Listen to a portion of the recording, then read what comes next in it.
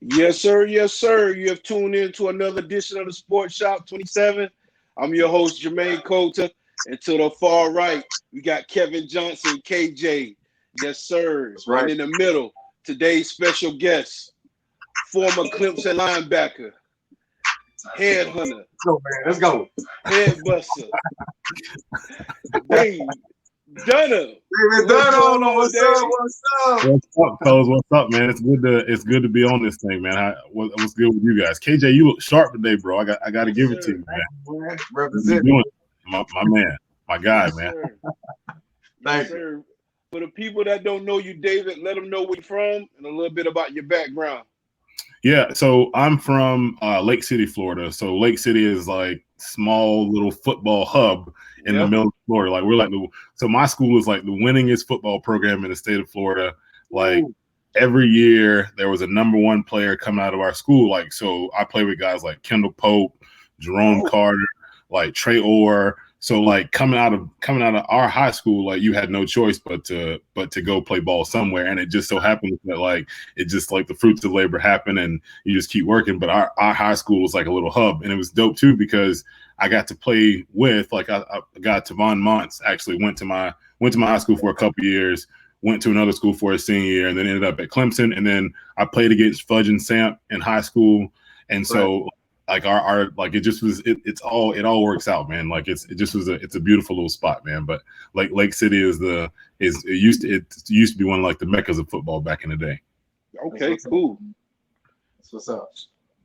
So what age did you start playing football? So I think I'm a little different than most of the guys, right? I didn't start playing until I was like 10, right? Mm-hmm. And so I lived in South Florida first. So I lived in like I was born in Chicago. And then we moved to like Palmetto, Florida, which is ironic because it's where we live now. But when I was little, like it was just me and my mom. And so down here, though, in Palmetto, like they only had boys club would only allow you to play flag football. So you could only play flag football. There was no tackle. There was no nothing. And then once we moved to Lake City like in second grade. So whatever that is, like seven or eight, whatever that is. And then my mom was like, well, we're going to wait a year. And we're going to see how it is first, and then we'll put you out there. But, like, it was funny because I was, like, the fat, fast kid, right? So I was, like, head and shoulders, like, bigger than most of the kids, but, like, just faster than most of the kids that were out there. And so the coaches were like, we got to figure it out. So they had, like, so I ended up playing with, like, the teenage kids. So I ended up being, like, in fourth grade, but playing with, like, the middle school kids. And then yeah, and like, so that inherently just made me better, like throughout the course of the process, because we just got better and better and better, and then and we just kept rolling. What was beautiful too is that like once you got into, because I mean, I'm sure you guys know, you probably like KJ, you're from a small town too, so like you got like you have like the same system, like so we had the same system from basically like from middle school all the way to high school, and so like we just got better in the system. So it just was kind of a crazy thing. But I played center. When I first started playing football, I was center and free safety. Think about it. Center and free safety. Think about what kind of mix that is, bro. So that's the combo, bro. Yeah. Eric Coleman said, "What's up, man?" He said, "Nasty." Yeah, man. That was so in college. That was my nickname, man. And so it had nothing to do with hygiene. So let me put that out there. So. You know, so KJ knows this is like Coach Bowden used to have this thing. And so he used to say at practice, he was like, I'd rather tell you sick 'em than whoa. Right. Yeah, okay. So like if you hit somebody hard and they fall, it's their fault. Yeah. Right. And so I was blessed with I still think it's like an innate ability that I had was like I could square somebody up, and Coach Bowden used to say I could tackle somebody in a phone booth basically. And like I could knock somebody out in the phone booth was always his thing. So like my so like I would do that at practice, and so I'd get in trouble. So they'd have to like either sit me out of practice, or sometimes they'd have to like excuse me from practice in some situations. Dang. Okay. Dang. So you played in a city where like it was a lot of football players coming out in that area, Valdosta and Loudoun County. You guys played against them as well?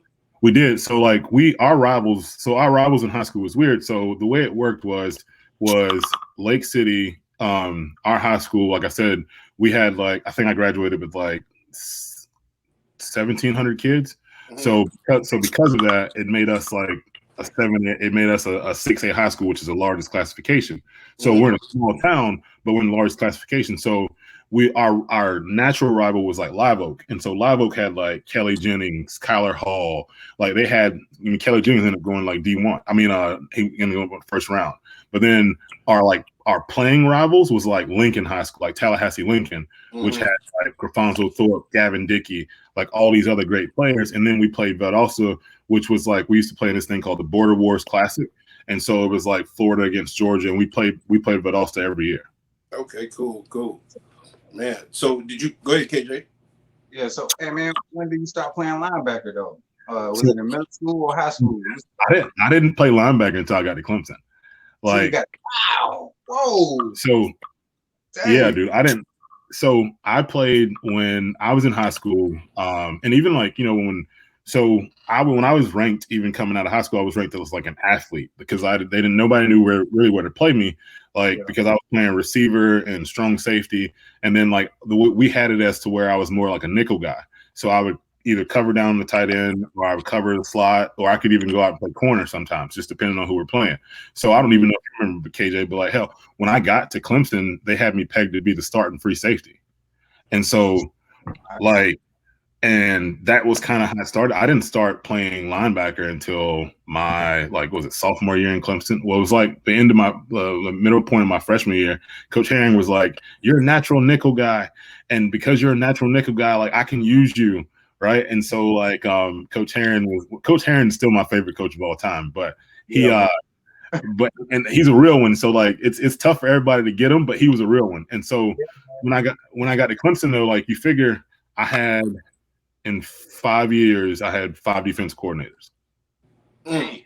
So every defensive coordinator saw something different in me that I had to meet. So like it's like safety, nickel, Will, Sam, and then I ended up playing Mike because they wanted somebody who could read defense. I mean, who could read an offense and just be fast in the box. And obviously I just got there angry. So it helped that like every place I went, I just went angry. Okay, cool. So in high school, did you play any all-star games or anything? I did. So I got selected for the Florida Georgia. And then for back then it was called like the Shriner East-West game, which is now the All-American game. But I chose to play in the Florida-California game. And so it was super important for us because the Florida team had lost that we wanted to take the best athletes that we possibly could to California. We wanted to leave no stone unturned, no doubt in place that Florida was the hub of high school football. And like California had Matt Leinart, they had, Tyler Ebel. They had some studs on their team. They had, Jabril Ramo. They had some guys that would, obviously, Matt Leinart he was the backup quarterback for California, and he ended up winning the Heisman, right? They had studs, but that's also, like, that during that game was also where I met one of my best friends, Sean Taylor. And so, like, being able to be there, and I played with Fudge in that All-Star game too, but being able to be there and being able to be around town, like, the game was just, like, surreal. Like, I blocked the field goal, and had a bunch of tackles. Fudge gets an interception. Like it just was like you felt like you were in that college vibe. At that point, I was like, if this is what college is like, then I'm ready to get to Clemson because the game was so late in the summertime that like I basically graduated high school, went to California, and then went to Clemson. Wow. That was a nice graduation present, right? Yeah. How you do it? Talk about going out on top from high school. Yeah, man, it was all right. So talk about being teammates with Sean Taylor, the late great Sean Taylor. Talk about that before ask the question. Go ahead. What's crazy is that so he and I started off as like roommates when I first got to it because we kind of hubbed in Orlando before we went to California. And so when I got there, I thought he was one of the UCF players. Like he just was like that big. So my mom is like, they have a grown man that's staying with you guys. Like what are they doing? Right. Yeah. And so, but like, it just was a trip because like so I used to talk crap because I was going in and I knew that I was going to play free safety when I got to Clemson. And like, they actually were going to bring him in. He was either going to play strong safety or outside linebacker. Right. And like, and we were just talking to each other about the fact that like, man, like, I'm a big safety. You're a big safety. Like it just was like the conversation and things like that had happened over the course of time. But he was such like he is one of the nicest guys and the most genuine guys that I've ever been around in my life. Like my oldest son even shares his name, and my oldest daughter actually has the same birthday as him. What? And, That's what's up. And you talk about like just connection, man. Like it's just it is the craziest thing ever, man. But like God puts things in your life for a purpose, man. Puts things and people in your life for a purpose, bro. You're right. Go ahead, KJ. Yeah. So back to high school, your head coach, his name was Danny Green, right? Yeah, man. Yeah. How was you playing with Danny Green, man? Coach Green was like a wing T animal, right? And so because our high school, like we didn't really air the ball out at all. And so the way it would work is that Coach Green was like, we ran the wing T to perfection.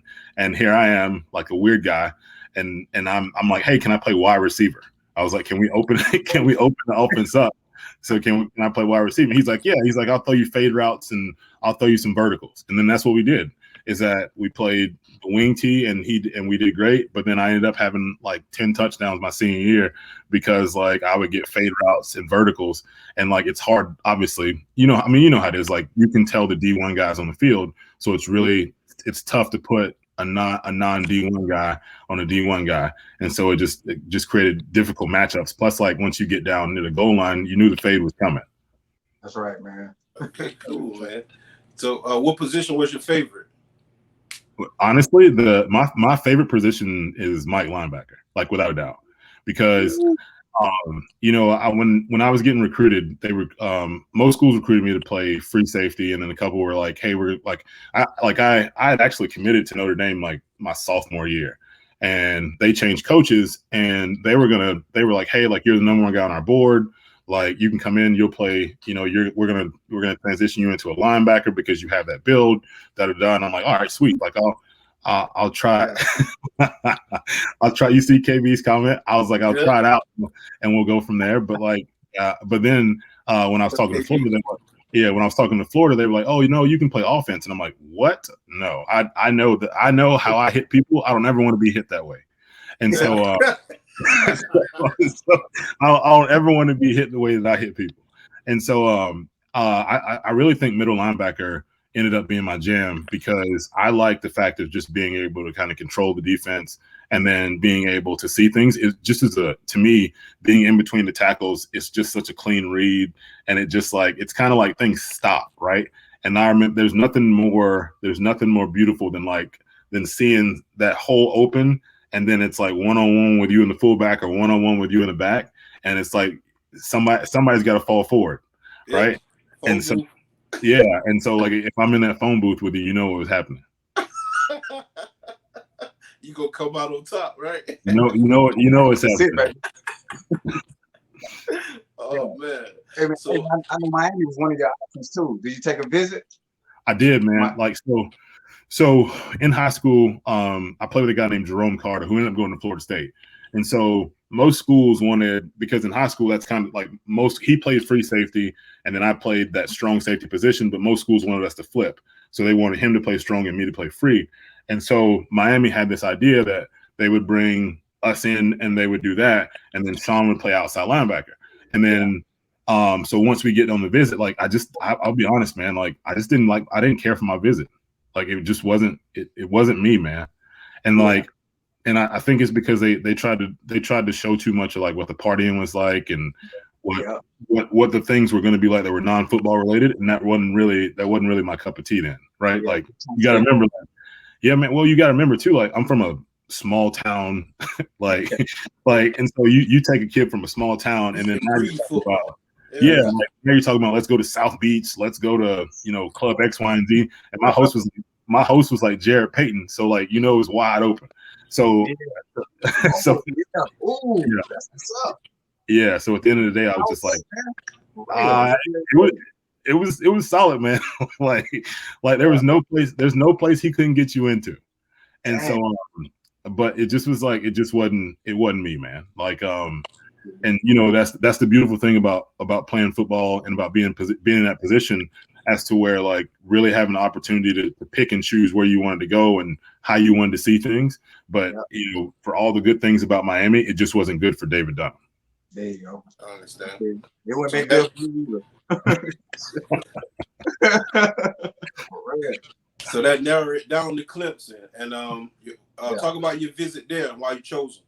So my visit to Clemson was absolutely amazing, man. And like so I remember getting off the plane and coming into Greenville, and I was like, okay, so it was a little cold once we got here, and like being from Florida, bro, you don't see no seasons, right? So like there are no seasons in Florida. It is hot.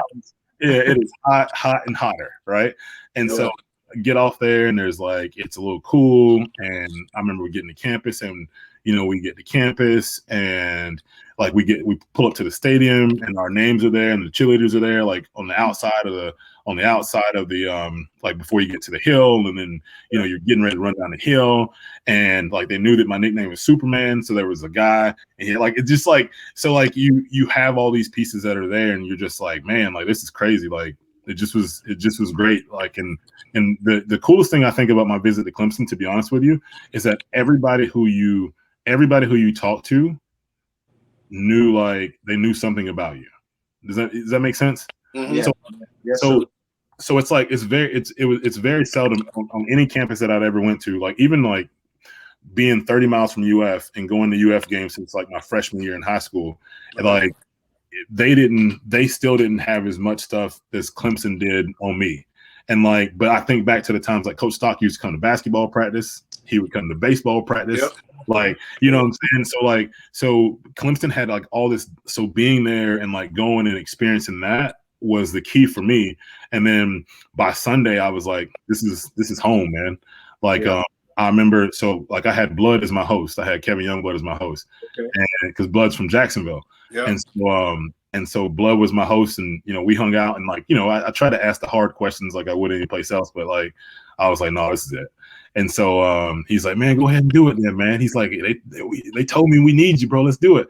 And so KJ, you know how that is, man. And so like so Sunday morning, man, I told Coach Bowden, and he was like, well, can I say anything? And I was like, yeah. I was like, it's wide open now. Let's end it. That's what's up, man. That's great. Did you play any other sports besides football in high school?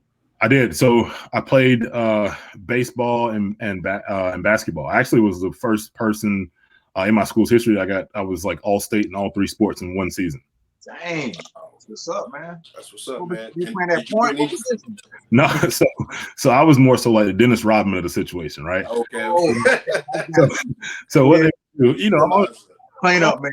Yeah, I'm only like 6'1.5", right? So like you take it and you put me like on the basketball guy, right?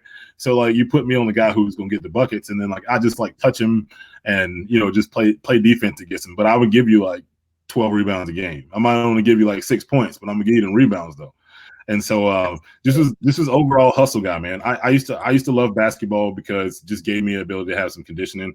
And like before I started playing football, I thought basketball was going to be my jam. I didn't know how or what I was going to do in football until I kind of grew into my body. And so, but I thought I was going to be, 6'5" and go from there because my mom was a college basketball player. And so I just thought that was going to be the natural case. Yeah. Hey, you get to dunk in the game, man. What's up?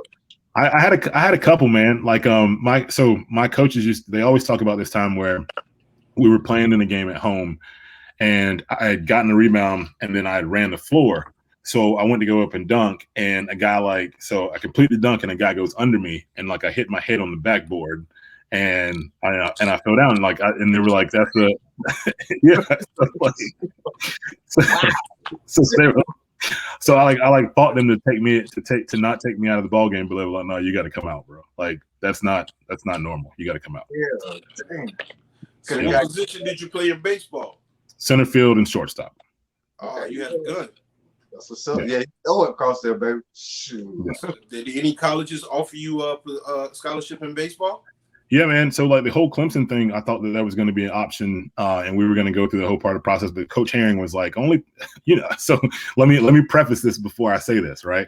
Is that so you have to remember the type of dude Reggie Herring was, or Reggie Herring is. And so when I say this, like just understand that like Coach Herring was an absolute monster. Is that Coach Herring was like, like, what kind of guy are you? Like, who wants to play baseball with those white pants and white shoes? Like, I won't use the words that he used because it is it's not the climate for that. But he was not very keen on continuing baseball after freshman year. He was good. So you were on the team your freshman year? No, so like I went to try out, and he was like, "No, you're good. You're here to play football." Okay. Yeah, that's their job. The convention play football, so you don't get hurt. And any other sport that you play, yeah. I understand. So when you get the Clemson on your recruit, and you go ahead and sign, who's that guy that welcomes you in, take you under their wing? To be real, it was KJ, and Marcus Haskins. Marcus Haskins, yeah. Haskins, Matt Bailey. Yeah, and of all people that probably Khalid Vaughn without a doubt too, because Khalid was like my big brother. Yeah, that's right. But you know who else it was, and like and you just had him on your show a couple weeks ago, but Jackie Robinson, man, like wow. Jackie invested like a lot of time with me, like doing one-on-ones and doing like stuff like away that most people don't even know about, and Jackie probably doesn't even remember now either. But like, I just remember because like back then in Clemson, like you had freshman camp, right? And so freshman camp was like all freshmen, and like there was only 3 DBs during freshman camp, so it was brutal. And I didn't really get rest until we got to varsity practice, and I was playing well during varsity practice, but I knew there were some things that I need to get better on. And just talking to Jackie about it and going through the process, but him and Matt saw something, and they were like, "Hey, like this kid he's gonna play and he's gonna help us win, so we need to work with him." That's what's up, man. Right. So now you get there, you go as an athlete. What's the first position that you try out into when you get to Clemson? Free safety. Talk about that a little bit. So free safety was different, man. Like it just was different. Like I hadn't played like it was different because Coach Herring's defense back then was more of kind of like it was more man based. So that's why he thought that I was going to be a great fit playing free safety because it was more man based. And so we go from there, and then he's like, well, we got Meekins and then he's playing. So now he's playing well, and then Haskins ends up playing well as well. So then he's like, well, now I can slide you down to nickel. And I was like, well, okay, I've never played that before either. And so then he's like, okay, well, you're permanently a nickel guy. And I'm like, okay, well, that works for me, whatever that means, right? And so I'm like, as long as I play, it doesn't matter. And like just going through the process and like playing, and then I ended up like being hurt like at the end of I think it was like Florida State week. I ended up like pulling my hamstring, and like I ended up like completely redshirting. And from that standpoint, then we got a new defense coordinator, and then new defense coordinator comes in. He's like, "You're gonna play Will." I'm like, "Okay." So at that point though, like I get pneumonia. So going into like that spring, I get pneumonia, and so I get pneumonia. I lose like 30 pounds. And then it was the best time of my life after that because I had no running when KJ and them were doing like mat drills. I had no running in the summertime. It was like 6,000 calories per day. And then like it was like 2 workouts a day, and like eating and going through the process. It was like me and Rod Whipple they wanted us to gain weight to play. So I put on like 30 pounds. So by the time the spring game comes, I was like 225 playing in the spring game. And so I'd gotten pretty solid when I played the spring game. That was the one, KJ, I don't know if you remember when we played like in Riggs Field. Yeah, I remember. Okay. So we ended up playing that spring game for whatever reason, like in Riggs Field. I think it was like that was when they just wanted closer proximity. They wanted everything to be together. I remember that game, and if he ever watches this, he's probably going to kill me. But like, so I remember what I remember the most about that game is that I remember I caught Tony Elliott on a slant route. Right. And so Tony was ready to like fist fight me because he was like, "It's a spring game. You should know this." Like, ain't no live bullets. Dunham. Yeah, he's like, ain't no live bullets. Dunham, it's a spring game, right? Just it just was hilarious because Tony's always like the nicest guy on the planet, and then I'll never forget hitting him and then watching his whole demeanor like change on me in like 2 seconds. I was like, oh, okay, all right, I'm good. It's like I'm good. I'm good. Just a trip, man. Like, but that's what I remember. And then next year we got a new defense coordinator in, and switched to like kind of like Sam. That was and that's when we played like Texas Tech that year. So I was like behind Al Troy. Rest in peace, Al Troy. Yeah, man. And you talk about a solid dude, man. And like he just was a solid guy. And then the next year we got a new defense coordinator. I ended up playing Mike, which I ended up playing behind Leroy, the end of my sophomore year, end of my junior year, because they moved me to fullback like for a little bit to kind of see if I can get the ball in my hands a little bit. And then from that standpoint, right before the Georgia game, they were like, hey, we need depth at middle linebacker. Can you play? And I was like, sure, we'll try it. And then I'll try anything once, right? And then I go over there and I end up playing pretty well. End up, doing some great things, playing linebacker. I ended up helping win a lot of ball games and do some things like from that linebacker spot. Okay, what's up, man? Hey, I got one more question, though, man. I got another question, man. So why they call you the Hitman? You know what I mean? I don't to be honest with you, man, I think that's an internet thing. Like I don't know, because I don't like the team, like I think that's just what like the internet kind of like went to, because like a couple years versus South Carolina, like it was like every year I had a hit versus South Carolina. And then like a couple other games, like Florida State game, like the first sack that I ever had was like a sack and forced fumble against Chris Ricks. So like I think that like anytime that I was able to anytime that I got an opportunity, I showed up. And so like I think it was really just the fact that like that's just what it was I like if I hit you, dude, like you were going down pretty fast. Yeah.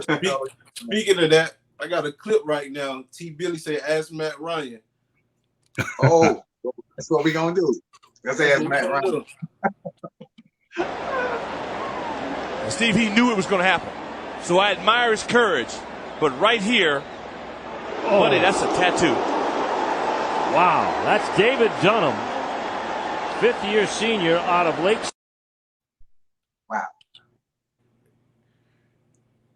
You knew it was hunting season, right? Can we get a moment of silence? Moment of silence. I saw that play live. I thought he was dead. Man, there's two things that I always remember about this. So even now, like when I do like speaking engagements, or if I'm going through and I'm doing my coaching stuff, like there's two pieces that I always remember about that.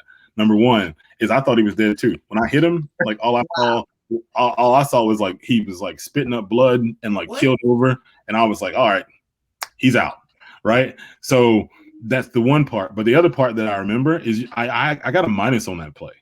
Right. And so the reason why I got a minus is because and on that play, like I had kind of like a blitz peel thing going. So basically I had the back, and if the back kept going from the flats, then I had to follow the back. And if not, then I'm going to hit the quarterback. Right. And so what happens is that he does kind of like a half roll. So he sees me, and I don't think that he thought that I was going to charge him. And so so when you see him throw the ball, he actually throws the ball for a doggone first down.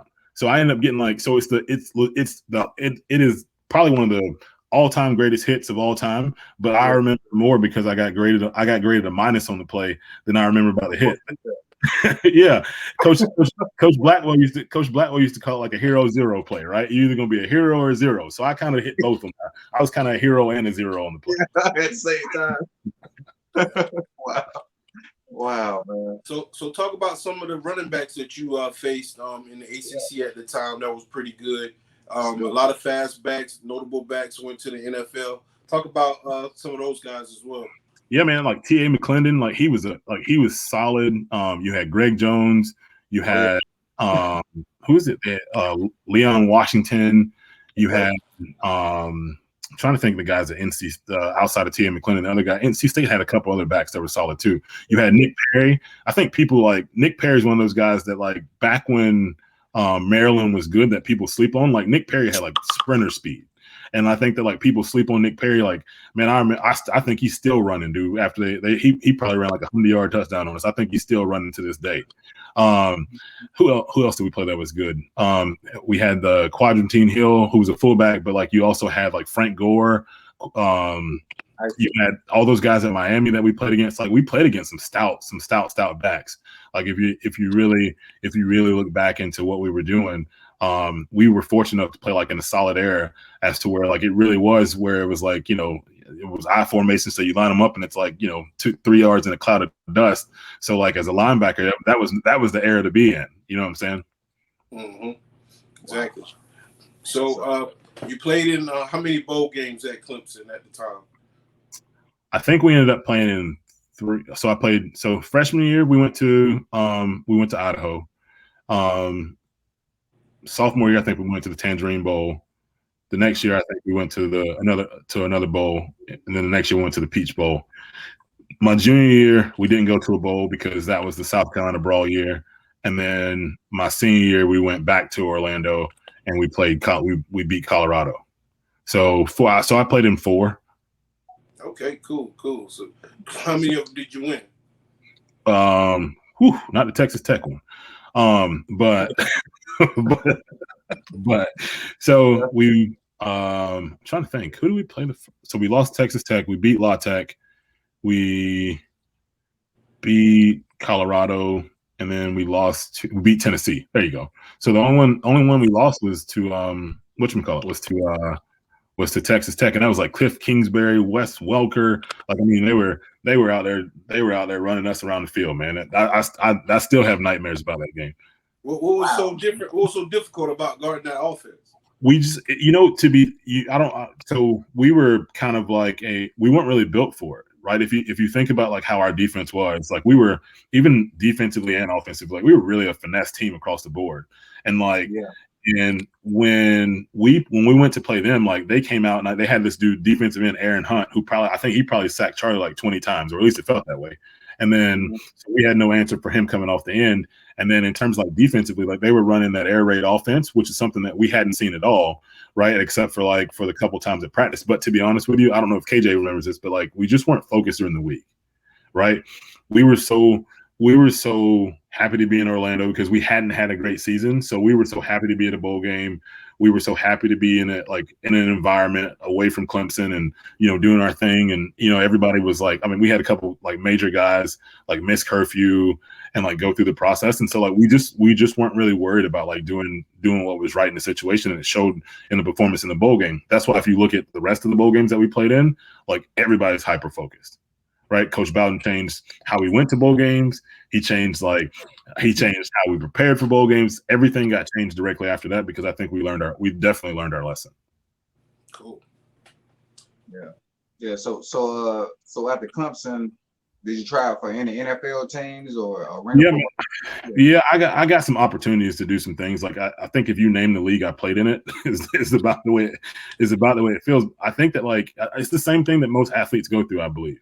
Right, is that you just hang on, and then like it just like I think I had a really hard time like separating, right? Because I always felt like there was like unfinished business, and so and so like I wasn't really ready to move on to the next part of life yet, and because it was such hard separation. But yeah, like I got a couple shots to do some things, and like it just didn't happen. Like I didn't. And now that I look back on it, I can assess the reason why I don't think that I was uber successful with it was because like it just wasn't what I was called to do, right? I'm a strong believer in the fact that like football has been a fantastic vehicle for me, right?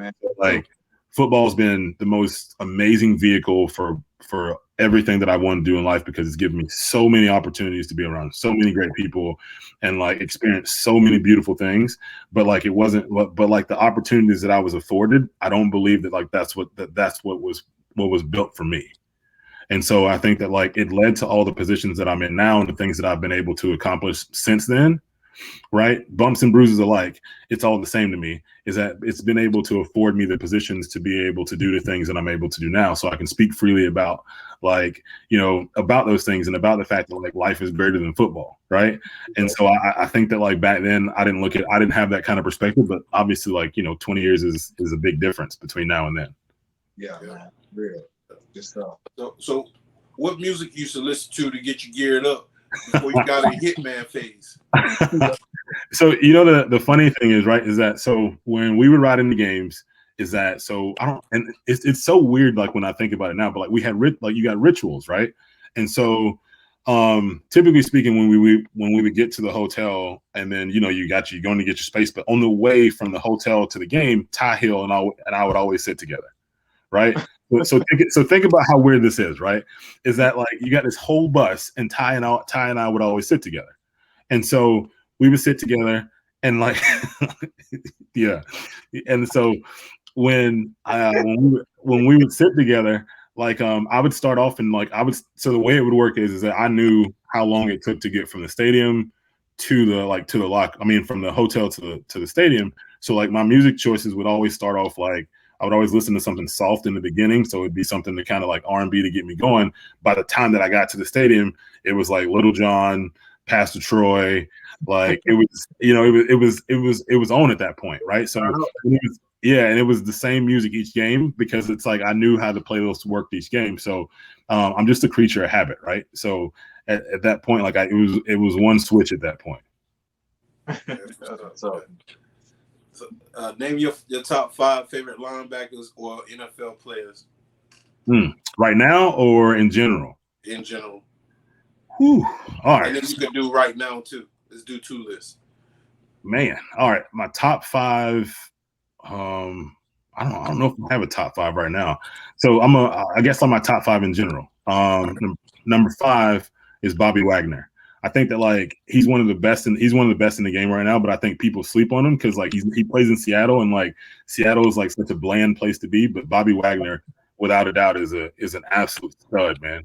And then number 4 is Levante David, because Levante David reminds me a lot of myself playing, is the fact that like he's a slender linebacker, but he hits, he runs, he tackles, and he leads by example.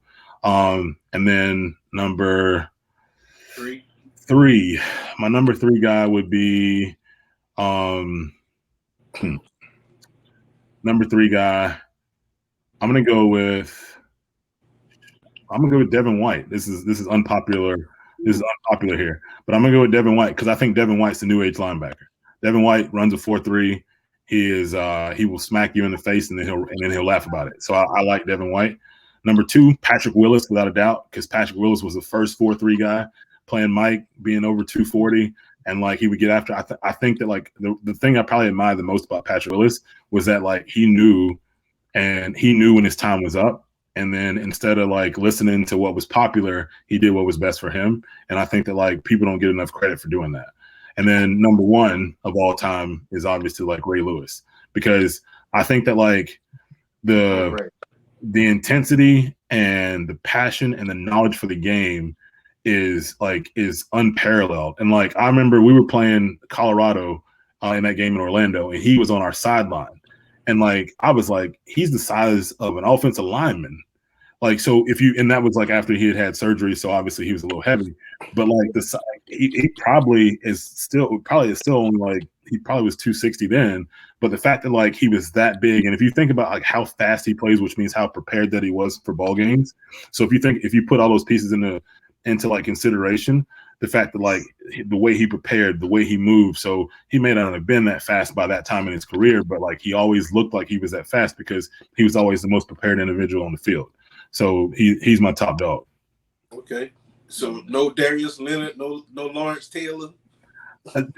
Man, like I'm still in the school of thought that Lawrence Taylor is a DM, bro. Like, okay. And I get it because like I get it that I get that there's different nuances there, and so Lawrence Taylor would be probably like 2B. I could like because he changed the way that the reason why Lawrence Taylor was special was because if you think about like offenses now, like Lawrence Taylor made offenses completely adjust to him. There aren't a ton of players that really have that kind of control on the field that teams have to adjust offensively to what one individual does. I think J.J. Watt is good for that. It's good for that now, or he was like a couple years ago. But yeah, I agree with you. Lawrence Taylor's probably 2B. He's tied with Patrick Willis. That's what's up. So go ahead, KJ. So life after football, what did you do next? Man, it took me a minute, and I think it's universal, right? That's something that I think that is completely universal. So life after football, once I got done playing, is the fact I just kind of bounced around, man. I tried a bunch of different things. Like I tried to coach, which was horrible, because I was like, these kids aren't like I was. Like every old head says is like that. You know what I'm saying? Like, so that wasn't the thing. I sold cars because I was like, I'm naturally charismatic, so it just makes sense. And I did it, and I was pretty well at it. And then from that standpoint, I went in and so it just was kind of weird how it all happened, right? Is that I was selling cars at a place, and then I was working out at a gym that was right down the road from it. And the lady's like, do you like selling cars? And I'm like, oh, pays the bills. It feeds me, right? And so she's like, well, you can make more than that here. She's like, you have the look. I think you'd be good at this. You already know how to sell. You can come in, you can do this, and you'd be great at it.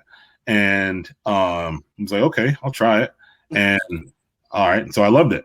Right. So that was kind of how I got like my first taste into training, was going in and like the lady offered me the job in the gym. And then that led to like me being the general manager at that gym.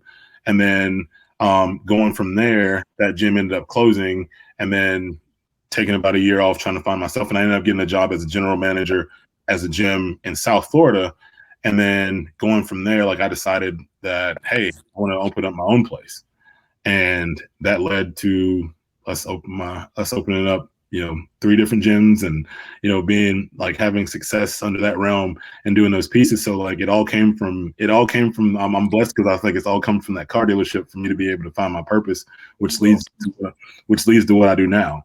And so like I had to open up those gyms and go through that stuff to be able to experience and do the things that I do now. Because now that we don't have our gyms anymore, we sold our gyms, and so now we don't have those. But being able to like coach other entrepreneurs and to having a similar path to what we had is probably like I think my greatest calling and the greatest gift that I have. Okay, cool. That's what's up, man. So let me ask you about the ACC. You think that the conference has gotten way better than the time that you guys played, or it's just always been this good?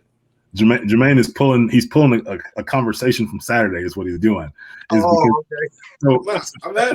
So Saturday I felt like we was coming to fisticuffs again with the Gamecocks about it, right? And so I think the ACC needs Florida State to be good again, man.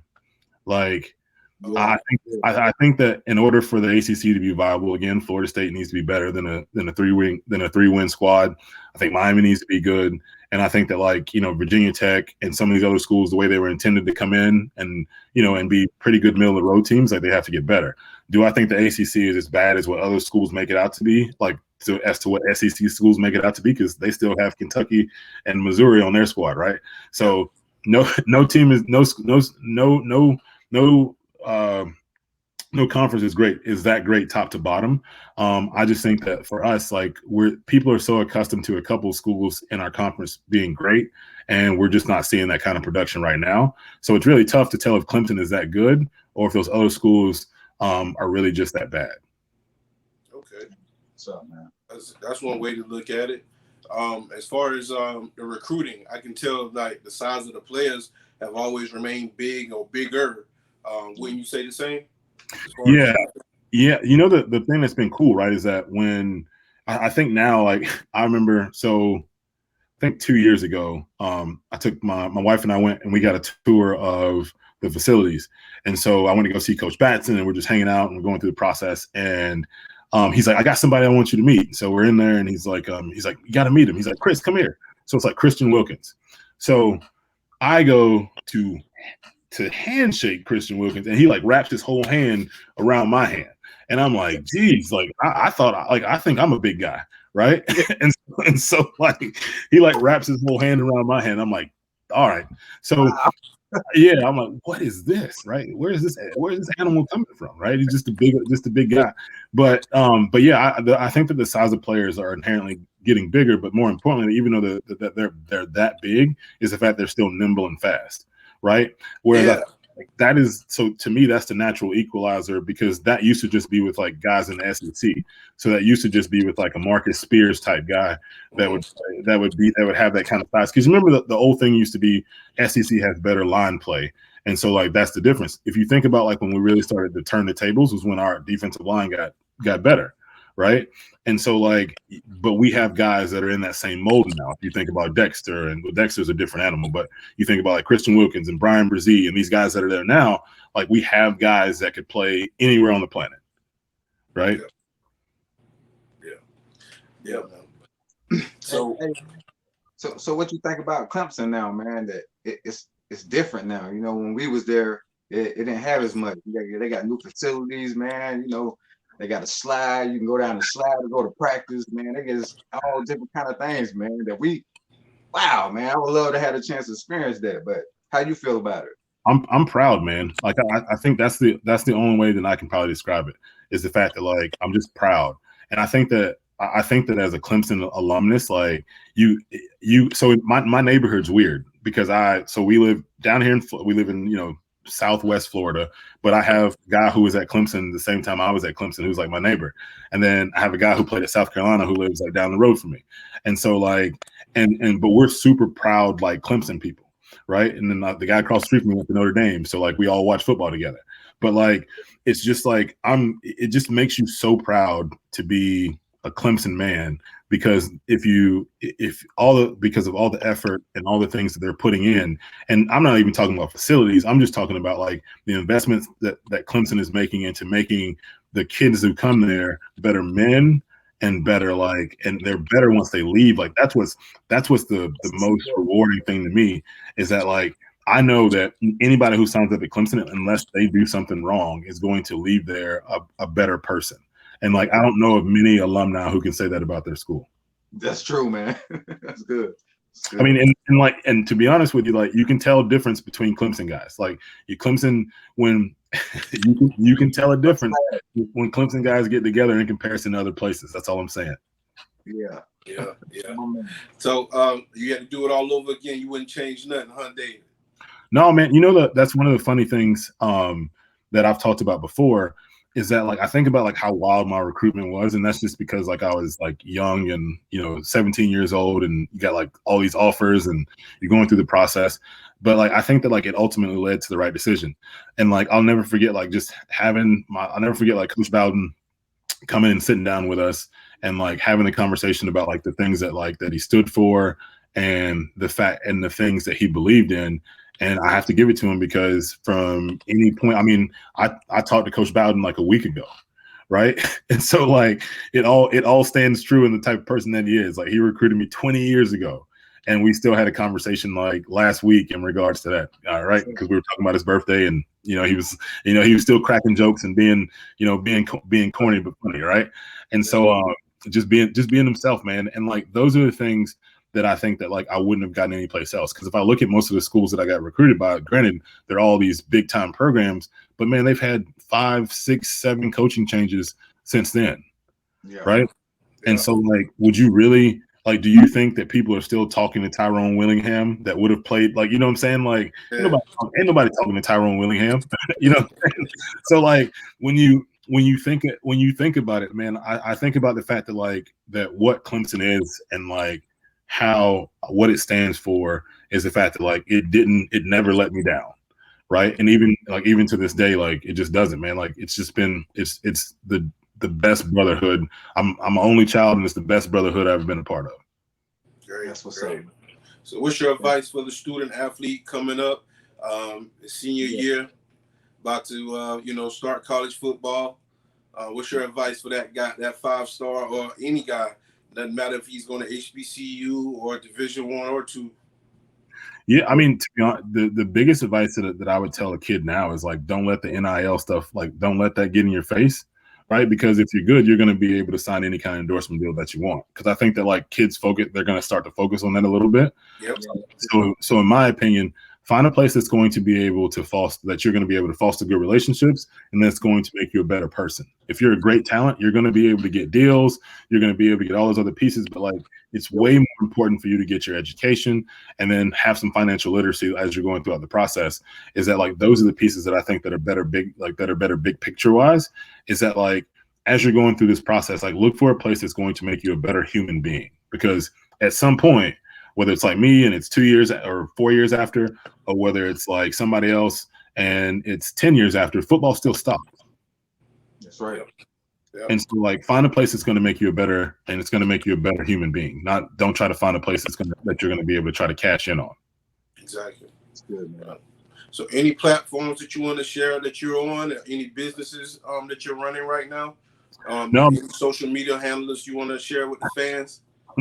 No, dude, I'm a simple guy, man. Like I work for a company called Gym Launch, and so all that basically is I get to work with I get to like be a business consultant for gym owners all across the world. And so I get to help them hit 7-figure run weights, man, and just teach them all the practices that like I was able to come across like on our way to being able to have our success. And so it's just an awesome platform, an awesome way to do so. If you guys want to listen to some of the stuff that we talk about, even if you're not in the fitness business, but just in business in general, the philosophies are the same across the board. And so like if you want to listen to it, you can listen to what we call it's like the Gym Lords podcast. And so it's myself, the general manager, and the guy who's the head of supplements. And so the three of us, we do that. And I think we have a YouTube channel as well. And it's just the Gym Lords channel. And it's just, I think it's like, we call it Going Pro is the series. And so it really, they've really allowed me to adapt a lot of the principles that I learned playing football to a lot of the way that I coach and a lot of the way that we present knowledge to individuals, because there's so much good stuff. When you really break down like what football really does for people long term, is that it just gives you such an ability to be great that I had to use the principles. Okay, so that's what's up, man. Go ahead, KJ. Yeah. Hey, so before we head out, man, you have any shout outs to any coaches or players, man? Yeah, man. I want to. Yeah, dude, I'd like to shout out Coach Stock still. I don't know if he's watching, but I want to shout out Coach Stock. Coach Stock, man, that 01 year, dude, Coach Stock was riding through, man. He was riding, man. He did something dope, man, and gathering all of us and putting that class together. So Coach Stock, my homeboy, always, man, my man Jamal Fudge. That's my guy. That's my guy. And then being able to KB, Kyle Browning, Reggie Merriweather, all the guys that really, Ty Hill, Eric Coleman, all the guys, like Aries. Yeah. Yeah, like all the guys that really like that were just there for me, not just then, but even after, right? And the bond that we've just been able to create like throughout the course of time. Bobby Williamson, like some of these guys that just like we weren't just good from the moment that we were at Clemson, but we've been good, 20 years later. So like just that, my wife for listening to all my crazy football stories and for watching old highlight films every once in a while. And so just all the people that have shaped who I was then and then where I am now. So just super thankful for all of you guys. That's all right. Appreciate it, man.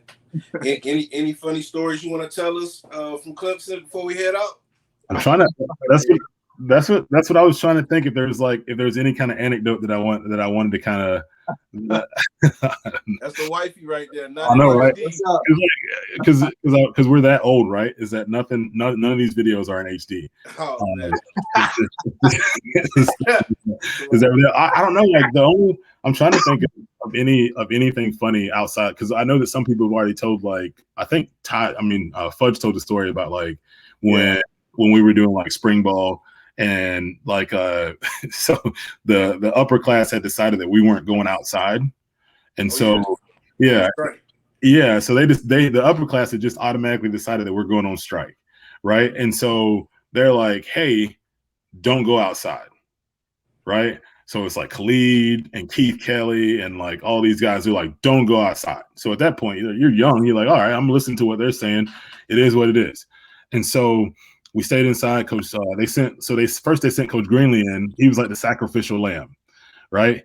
So he's like, Bubba, And so he's like, saying Coach Greenlee, and Coach Greenlee's like, hey guys, like, you know, KJ, you know how Greenlee, like I used to call him Smooth, right? Because Greenlee was always like, come on, fellas, like, you know.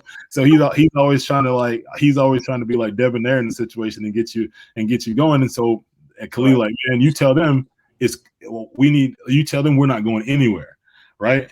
So bang, he goes outside, and so Greenlee goes back outside. Then they send in like Russell. And so, like, Coach Russell comes in. And I don't know if you remember Coach Russell. He's like the short, like, strength conditioning coach. They sent Russell in, and they knew that was a bad time because wasn't nobody going to go out for Russell. Like, bless his heart, Russell's an awesome dude, but wasn't nobody going outside for Russell.